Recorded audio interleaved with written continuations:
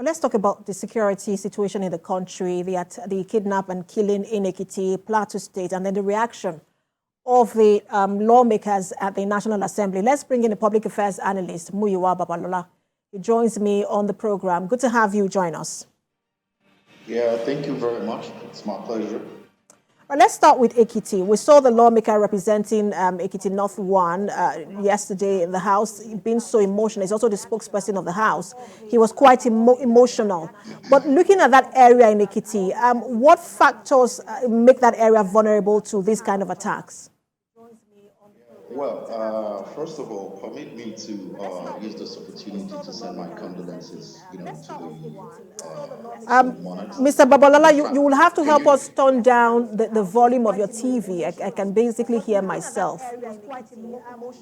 Oh, okay.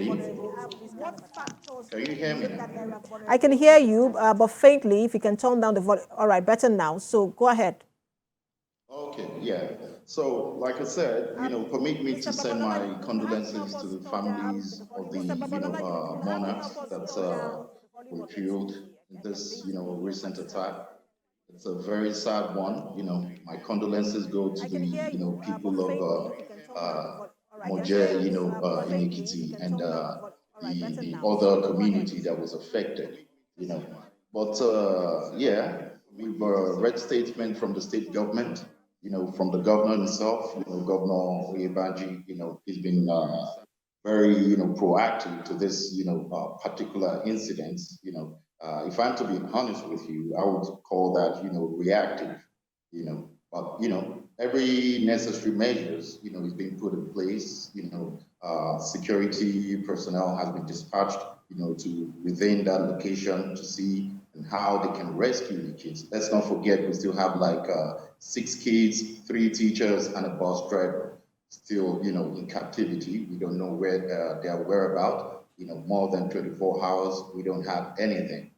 But I'm more concerned because we've been here before. When crisis happen, we see either the president or the governor of the state summoning, an emergency, security council meeting, and then, everybody start releasing, statement, condolences and stuff like that. Then opposition, would even summon his cameraman, they drive down, visits, the people that are affected, they take photo ops.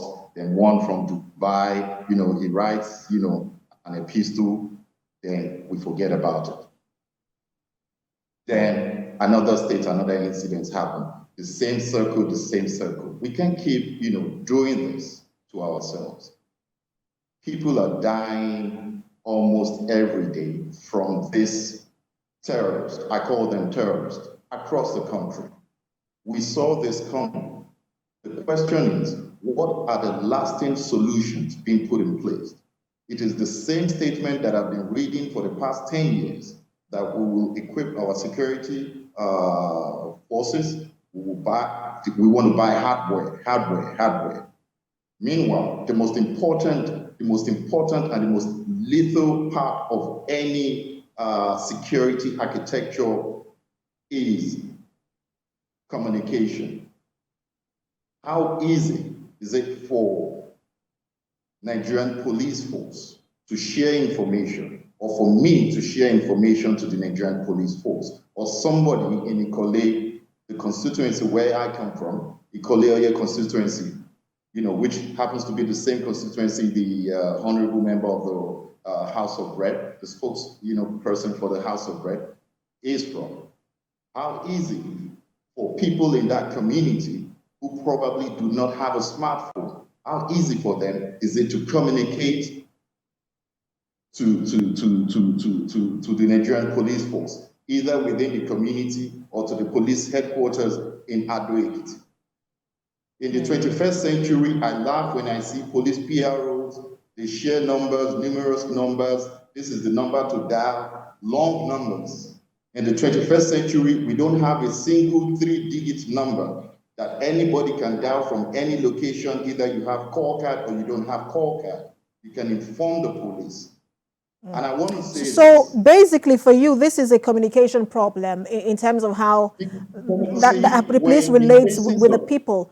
But I want to get to that in just a moment. I want to talk about something you had talked about earlier. You said, look, this is a recurring issue, and we've had the same statement being made, the same actions being taken, and it has still not been addressed. The Speaker of the House of Representatives had very tough words for the executive yesterday. We also saw the lawmaker, who is your representative in the House, also saying, look, the presidency needs to take bold action. But some have said, look, these issues are issues that were inherited by this administration, basically Absolutely. because of how the previous administration handled them. But what's your assessment of how the presidency and the president himself has handled the security crisis? Now, for me, like I said, because Nigerians, we focus too much on the presidency. I was hoping the honorable member would be here today with me. The solution starts from the National Assembly. We need to rearrange the security architecture of our country. You want the president in Abuja to secure one woman who is selling orange inside a farm in Ekiti State. How is that? Does that make sense? Tell me one country anywhere in the world where this is how they do it. We've been calling on different precedents. It needs to start from that National Assembly. And I'm using this opportunity to call to order my own House of Rep member, which is Mr. Akinrotimi, who is from my constituency. I am charging him to put it up on the floor of the National Assembly. They should begin to deliberate on how we can have state policing and community police. Everything should not be at the center. The security architecture, as far as policing is concerned, should be decentralized. You don't need a commissioner, the IG from Abuja to communicate to the commissioner of police. The commissioner of police communicate to the DPO, then the DPO, before they can get, a substantial, a level of ammunition or reinforcement required.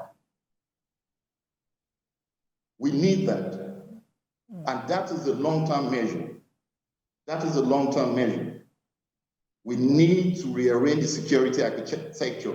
All the excuses that governors, they're going to start, mismanaging. Why can't you put, there's always a way out. Why can't you put And that's the question I was going to ask you, Mr. Babalola, because that's the fear of a lot of people, that it might not be effective in terms of securing states when you talk about community and state policing. Which is more people important? Are scared is it the that, look, the governors might abuse that privilege. Is it the lives of the citizens or the political, I mean, I do not understand. Is it the life of the citizens or the political, security of a governor? The lives of the people stands above all things. That is why in any nation, before you can say you want to begin to build any nation, the first thing you must be able to guarantee the people is security. Without security, you can't do anything. You can't even put infrastructures together. Those are excuses as far as I'm concerned. Those are excuses. What we are asking for had worked in some other plans. It will work here. It might take some time for us to learn and advance and get through it, but for now, to secure our people, to save the people's lives, this is what we need. We've been doing the same thing over and over again for the past 10 years or more. And it's condolence visits,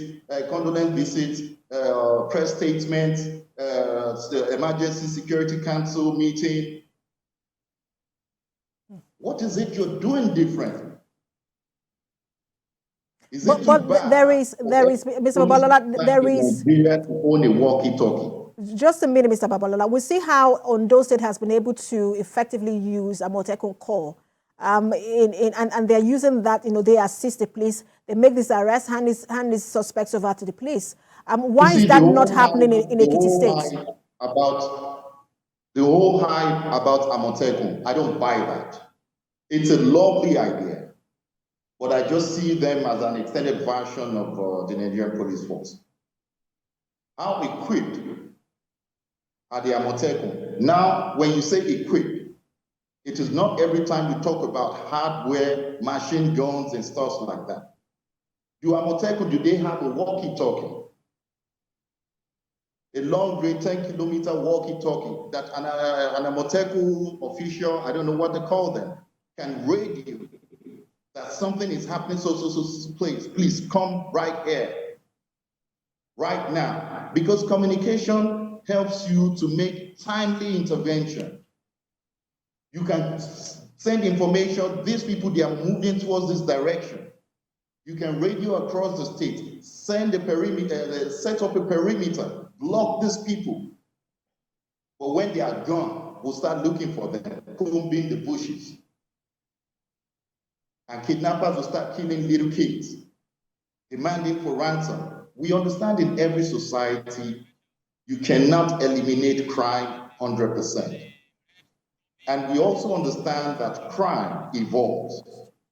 There was a time we had constant car theft, but with the introduction of technology, car trackers, it was able to reduce to the barest minimum. And there was a time we had constant bank robberies.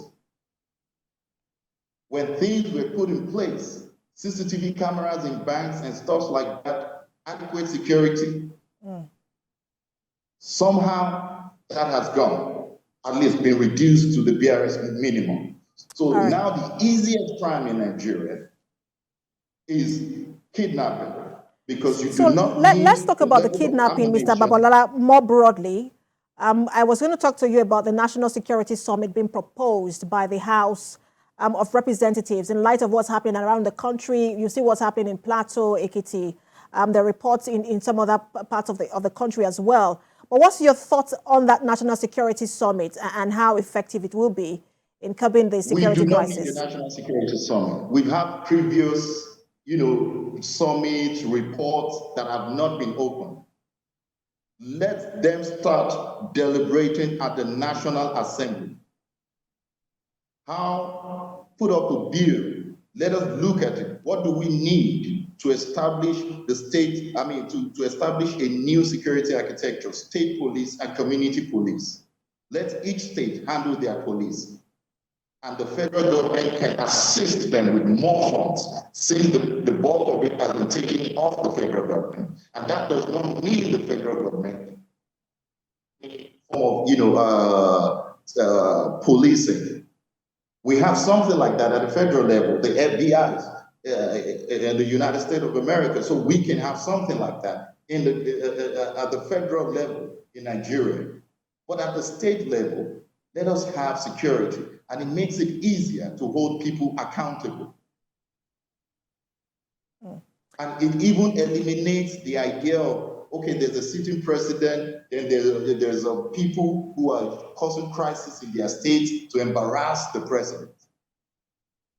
That idea will be eliminated. If you cause issues in your state, you're embarrassing yourself. And if you watch people cause issue in your state, you're embarrassing yourself. So I remember, I think those they are jackalories as far as I'm concerned. People are dying.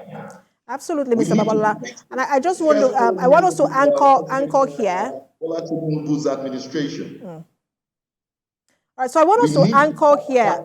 Just a minute, Mr. Babalola. I think it was actually during the previous administration, a lot was said about the terrorism financiers. Just a minute. Terrorism financiers. Just a minute, Mr. Babalola. A lot was said about terrorism financiers, about the list that exists and they have been identified, but nothing has been done till now. How critical do you think it is that becomes a factor where if these terrorism financiers have been identified, there should be transparency in how that particular case is being handled? How critical is it for solving the security crisis? Now the thing is this here. We hear some of our representatives come out and tell you about some people financing insecurity. The past administration, we've been hearing something like that for the past 10 years. Not just the APC government, but the PDP government. We've been hearing some stuff like that. Yeah, but the thing we're saying now if we can decentralize the security architecture, all this talk, even if the power at the federal does not want to reveal or go after the people, I'm assuming, let's assume, does not want to go after the people who are financing security. The governor of the state, who is being embarrassed, who has all the powers to summon his own security, establishment under his powers. He will be able to get to the root of it, solve the problem.